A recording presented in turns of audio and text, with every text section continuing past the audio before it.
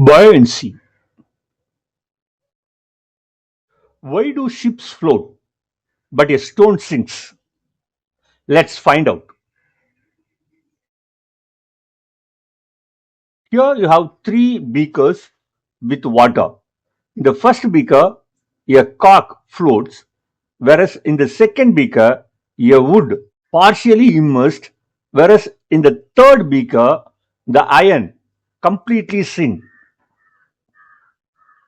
When we drop something in water, it either sinks or floats. Ever wondered why? The answer lies in a force called buoyancy. A beaker with a fluid. Here we drop a object. On this object, there is a downward force called gravity. It's called weight of the object. And the water pushes it upward. That force we call it as buoyant force. When we give extra force to push the object downward, the buoyant force equally increases. Once we release the pushing force, what happens? The buoyant force brings back the object to the original position. When an object is put into a fluid, it pushes the fluid out of the way. The fluid then pushes back. This upward push is called buoyant force or upthrust. Definition. When an object is in fluid, like water, the fluid pushes it upward. This upward force is called buoyant force or upthrust. Buoyancy is the phenomenon of experiencing buoyant force. Archimedes principle. Let's hear from Archimedes. Eureka! When an object is inside a liquid, it feels an upward force equal to the weight of the liquid displaced by it. That's Archimedes' principle. This is why something floats. The Archimedes principle gives the magnitude of buoyant force on a body.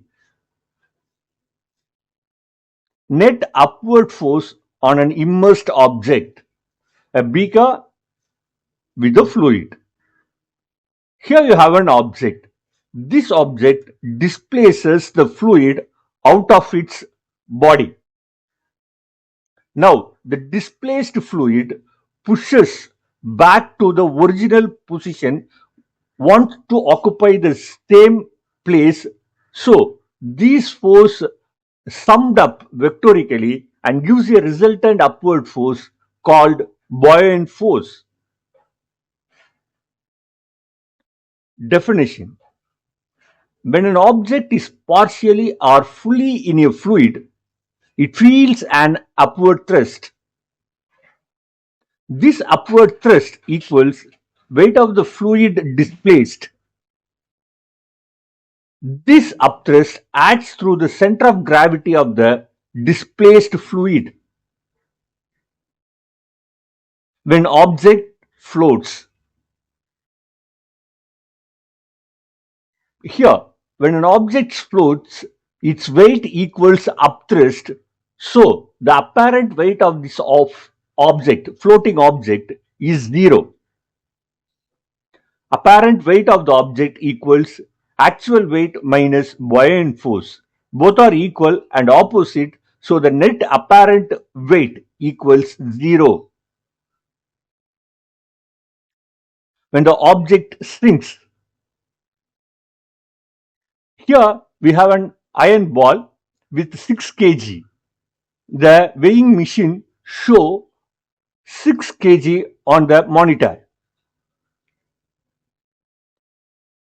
When this 6 kg mass is being dropped into the water, then the weighing machine shows 4 kg. It's because the buoyant force equals the upthrust given by the fluid in the upward direction is equal to 2 kg Newton. Therefore, the 6 kg becomes 4 kg, and the water displaced, the liquid displaced is equal to exactly 2 kg, that's shown by another weighing machine. Weight apparent equals actual weight minus buoyant force, which is not equal to 0. Here the apparent weight is 4 kg. The magnitude of buoyant force. The same diagram. Here, the magnitude of the buoyant force F equals Vi rho L G. What is Vi? Vi is nothing but volume of the immersed part of the solid. How much part of the solid is within the free surface of the fluid. Rho L is the density of the liquid. G is the acceleration due to gravity. The upthrust acts vertically upward through the center of gravity of the displaced fluid.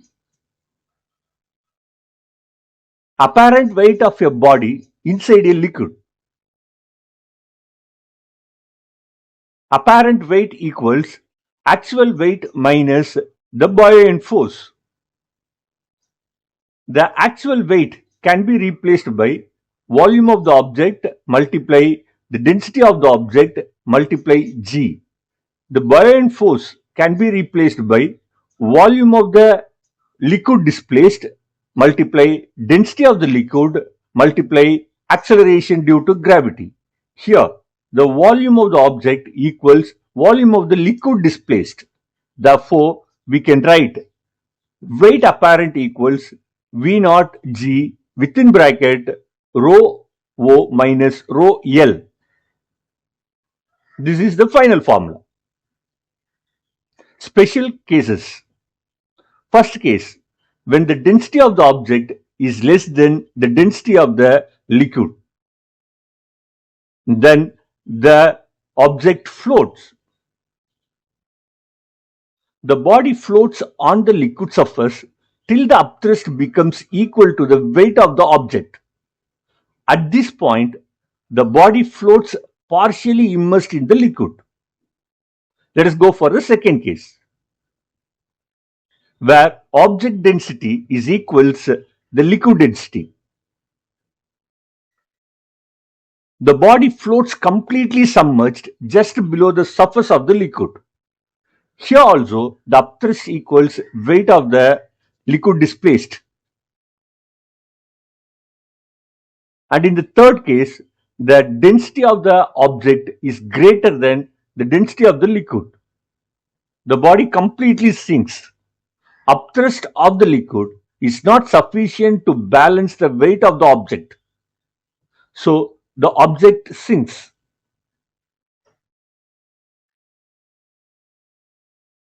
Now, how much of the object stays underwater? That depends on density. Density of the object, density of the fluid, percentage of submerged volume of the object. Here you have an object which weighs 3000 Newton. When it is floats in a fluid, it displaces the fluid into the next beaker. Here you have the displaced water in the next beaker. The displaced water weight equals 3000 Newton exactly. A body floats if the weight of the liquid displaced by the immersed part of the object equals weight of the object. A body floats if the weight of the liquid displaced by immersed part of the object equals weight of the object. Example, a wooden block of 3000 Newton floats when it displaces 3000 Newton of water. Volume of the immersed part of the object multiply density of the liquid multiply G equals volume of the object multiply density of the object multiply G. G is getting cancelled. Vi rho L G is nothing but weight of the liquid displaced by the immersed part of the object, whereas VO rho O G is the weight of the object. So let us write Vi over VO equals rho O divided by rho L. Let us make percentage. So Vi divided by VO multiply 100% is nothing but percentage of submerged volume of the object, which is equal to rho O divided by rho L multiply 100%. Density of the object divided by density of the liquid multiply 100%. So the percentage of submerged volume of the object depends on the density of the object and the density of the liquid. Ice in fresh water. Then let us find the percentage of submerged volume of the object, which is equal to density of the ice divided by density of the fresh water multiply 100%. Density of ice is 900 kilogram per meter cube and density of fresh water is 1000 kilogram per meter cube. We get 90%. So 90% of the ice submerged inside the fresh water. Now, ice in sea water. Let us find the percentage of submerged volume of the ice in sea water equals 900 divided by 1300 multiply 100%.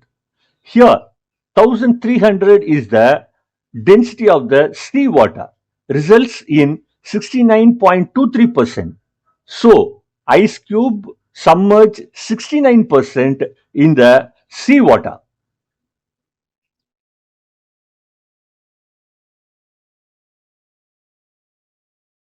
It's a submarine. Cool fact, submarines can float or sink by controlling their buoyancy using tanks filled with air or water. Submarine buoyancy control. Ballast tanks control buoyancy.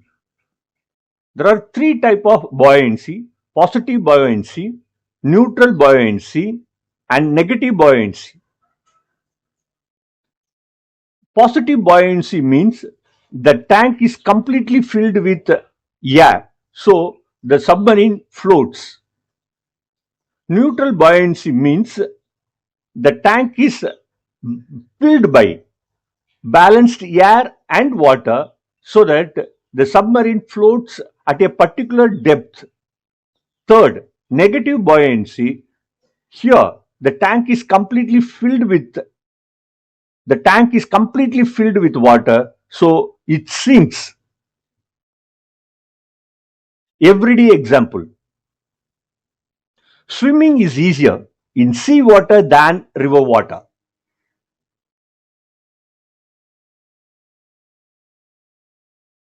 Ice floats because its density is less than water.